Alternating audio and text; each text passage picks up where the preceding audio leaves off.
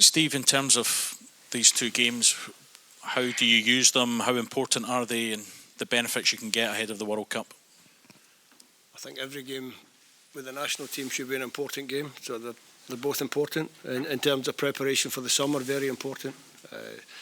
We play against two teams, two top quality teams from different continents. They'll bring their own challenge. The Japanese side in particular have a very interesting way of playing.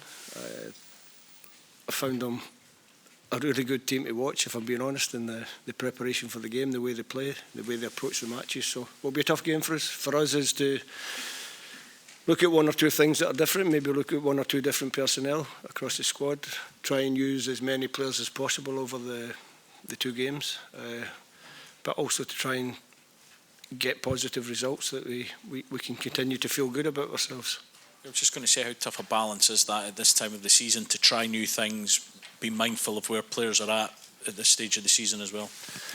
It's very important. Obviously we've got quite a number of players that are maybe coming back from a longer term injury or who are carrying little niggles at this stage of the season, so some of the selections might raise an eyebrow a little bit, but my job is to make sure that the players come out of these fit well and ready for the end of the season at their clubs, and obviously to be ready for the summer.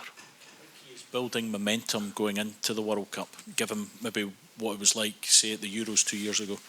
Yeah, it would be important. It would be nice to think that we can continue where we were after the qualifying campaign. I think we've shown that our qualifying record is very good. Our record in friendlies is not so good, so that's something that we'd like to address as well.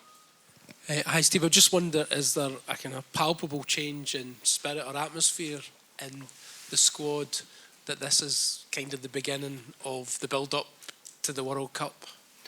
I think the similar spirit, similar attitude, probably a little bit more excitement. The players understand what they've achieved. It was nice to meet, for me personally, it was nice to meet up with them on Monday. We had a quiet day together Monday, where we could reflect a little bit on what we had achieved in the qualifying campaign, because obviously I'd gone 3 months without seeing them. They go back to their clubs after the qualifying. So that was nice to catch up, reflect on what we did, the journey that we'd had to get the qualification, to look back on that a little bit.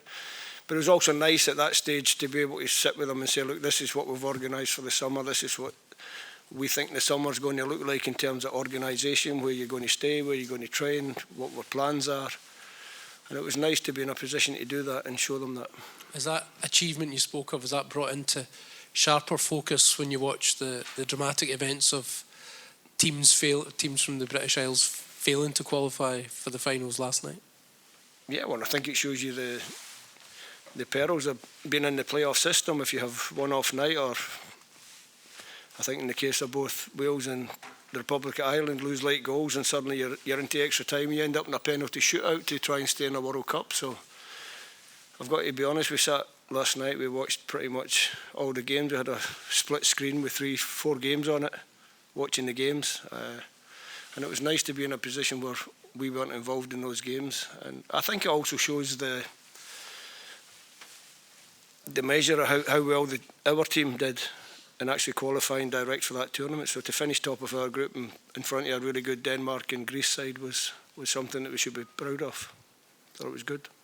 Steve, a name that everyone seems to be talking about right now that's in your squad is Findlay Curtis, who's come in from Kilmarnock. Is he very much one for the future, or is he one for right now who you're looking at? If they're in the squad, they're one for right now.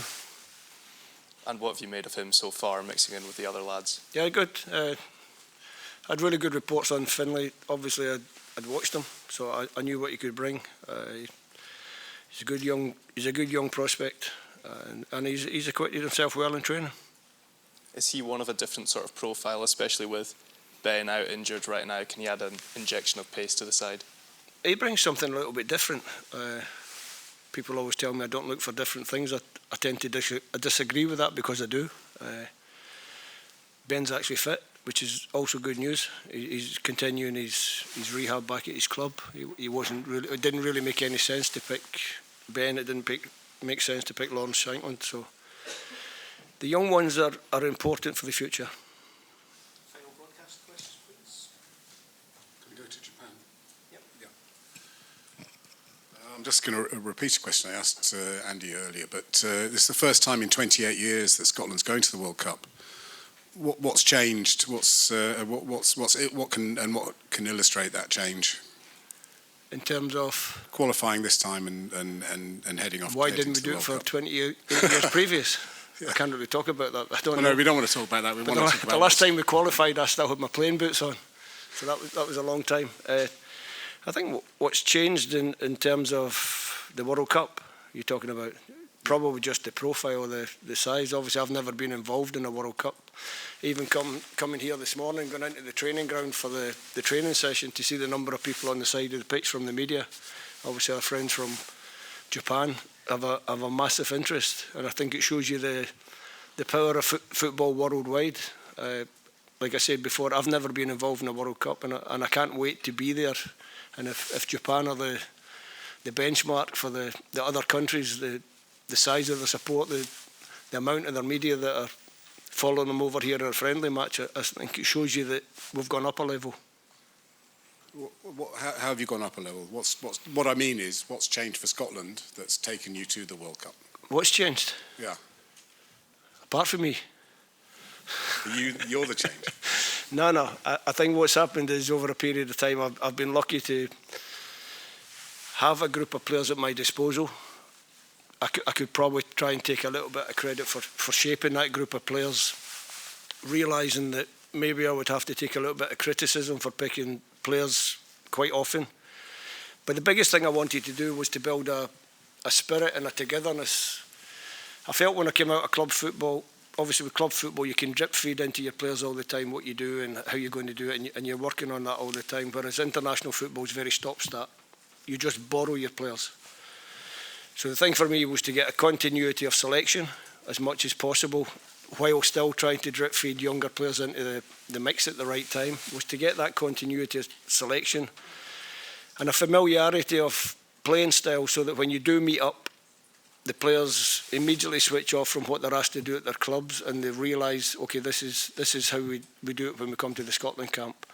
And I think that, allied to the fantastic talents of the players that I've got, have helped us to earn 3 qualifications over the last 7 years. And the pinnacle, or the big one for everybody, was to get to another World Cup. I think there's a generation of Scottish fans that haven't seen that. Now, on the back of that, we have to make sure that it's not 28 years before we go to another one. Thank you very much. Steve, I just wondered if, in terms of, you were saying, try out maybe a couple of things, would you look at these 2 games independently, or are you thinking during the match you want to change things in terms of shape or whatever? No, I'll try and do it independent, maybe 2 different ways of playing across the 2 matches. But there's always the possibility to change within a match, to try and change the way the match is going. Whether if it's not going well for you, maybe to change it. If it's going well for you, maybe to change it and see it out in a different way.